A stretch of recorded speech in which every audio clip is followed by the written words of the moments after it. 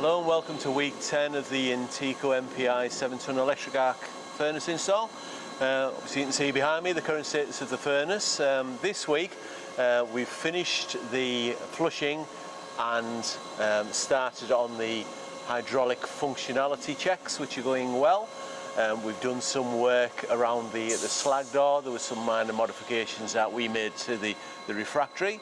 Water system's been connected, but hasn't been fully checked, in particular on the roof ring as yet. What we did decide to do this week is when we looked at the actual extra weight of the new furnace, we've decided to upgrade the front tapping side bumper mechanism, which is a key safety function. So we've made sure that is extremely robust, and thank you to Elm Tree Fabrications for their assistance with that.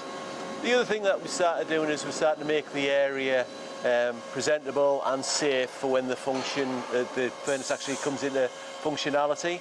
So you'll see that there's some floor plating gone in over the service trenches, and we've started to install safety handrails around the tapping side and the launder. As Brian already mentioned, next week on the program will be the swiveling tests.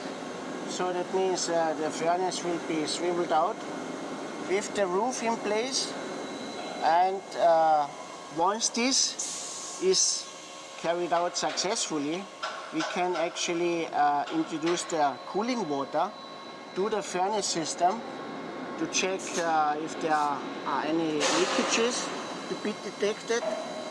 Once this is done and carried out successfully, we can then again swivel out with the cover and with the exhaust hood in place, in position, to find out if the final movement tests are also working.